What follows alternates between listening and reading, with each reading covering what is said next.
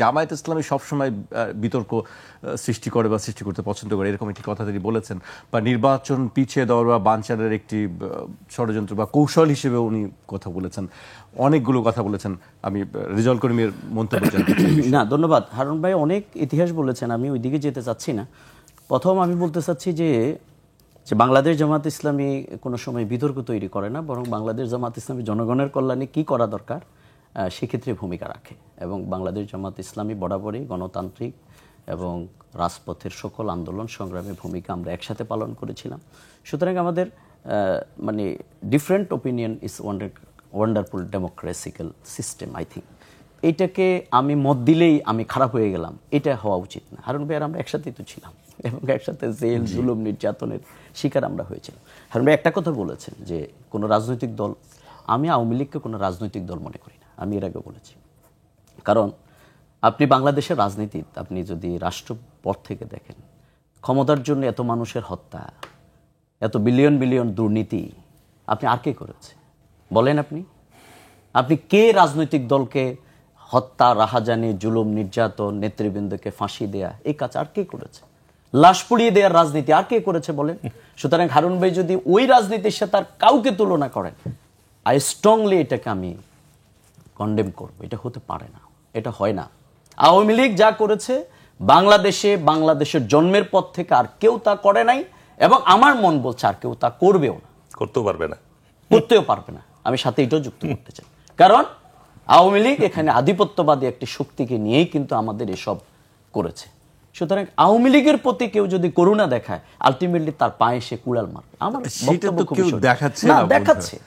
দেখাচ্ছে আজকে জাতীয় পার্টিকে টিকিয়ে রাখা মানেই হচ্ছে আগামী দিনের আওয়ামী লীগকে প্রমোট করা। আজকে 14 দলকে টিকিয়ে রাখা মানেই হচ্ছে আওয়ামী লীগকে প্রমোট করা।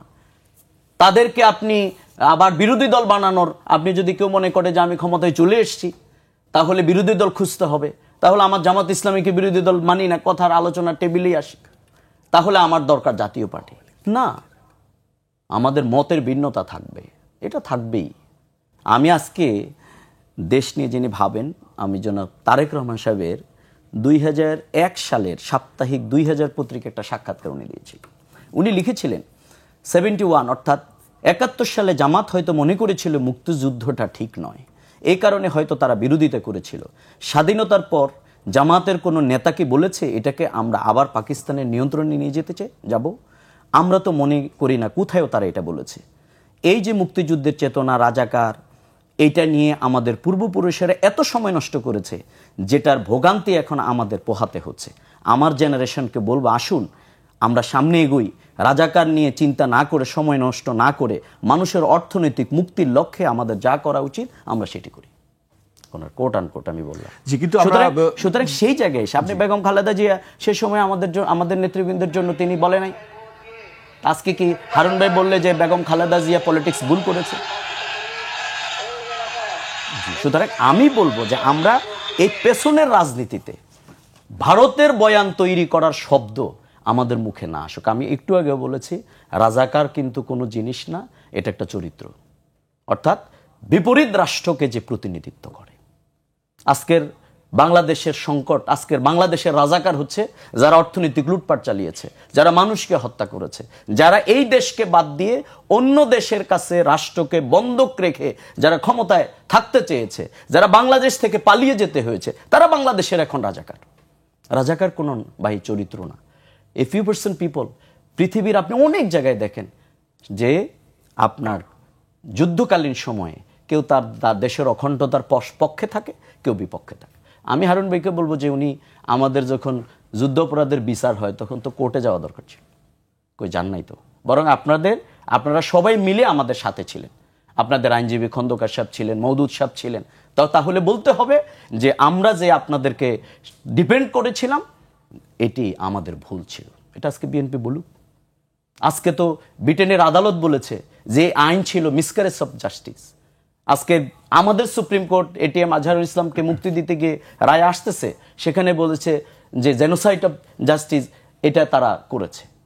তাহলে যেই প্রধান বিচারপতিকে আজকে আওয়ামী লীগে বলছে দুর্নীতিবাজ, তাকে তারা হত্যা করবার জন্য মামলা দিয়ে দেশ থেকে ছাড়া করেছে। তাহলে আপনি কি বলবেন তারেক রহমান সাহেবের মামলার রায় যিনি দিয়ে পালিয়ে গেছে তিনি সহি ছিলেন। আর আমাদের নেতৃবৃন্দকে যারা ফাঁসি দিয়েছেন, বিএনপি সালাউদ্দিন সাহেব সহ, তিনি সত্যিকার কাজ করেছেন। আমি মনে করি হিস্ট্রি ইজ দ্যাট। আমি এই জন্য সবসময় একটা কথা বলি, this is right, that was right. আমি এখনো যারা এই তরুণ প্রজন্মের বিগত দিন আন্দোলন করেছে, আমি ভেরি সিম্পাথাইজ তাদের প্রতি। তারা আমাদের বিপ্লবের তরুণ প্রবক্তা, তারা বড়কে ভূমিকা রেখেছে। কিন্তু তারা নতুন দল করে আবার কেউ যদি চাঁদাবাজি করে, আমি এখনো তার বিরুদ্ধে। এই যে দুটি জিনিসকে একাকার করে ফেলা, বিপ্লবের আগের নাহিদ, বিপ্লবের আগের যারা এখানে নেতৃত্ব দিয়েছে, তাদের ইতিহাসকে তো আপনি কৌন করতে হবে। আবার সে এখন এসে তার অন্য চরিত্র তার হয়ে যেতে পারে, দ্যাট ইজ অ্যানাদার থিং, তার পার্সোনাল ইস্যু। সুতরাং আমি মনে করি আমাদের এই জায়গাটায় আমি বিতর্কের জায়গা না, আমরা বিতর্কের জায়গায় থাকি না। আর আমরা বিতর্কের জায়গায় যদি খুব পৌঁছে যাই, পেছনে পড়ে যায়, এটা তো হারুন ভাইয়ের জন্য ভালো। এই জন্য ভালো কারণ ওনার সহযোদ্ধারা পেছনে পড়ে গেছে। যেমন মুসলিম লীগ পড়ে গেছে, বাংলাদেশে তো সবচেয়ে বড় পার্টি ছিল, ঠিক না? বাম সংগঠনগুলো বাংলাদেশের সবচেয়ে বড় পার্টি ছিল।